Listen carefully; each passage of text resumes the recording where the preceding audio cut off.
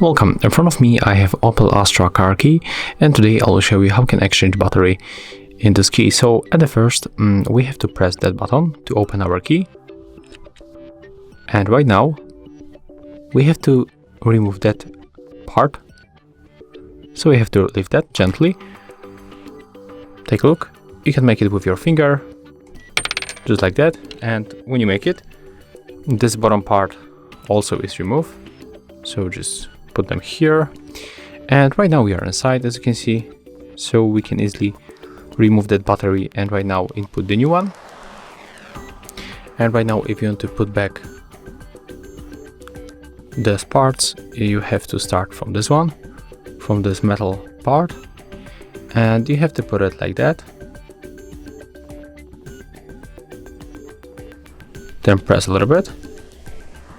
And right now, get that plastic material, that plastic part, and put it here. And right now we can start from this side, press, and also press here. As you can see right now it's done. You can close your key.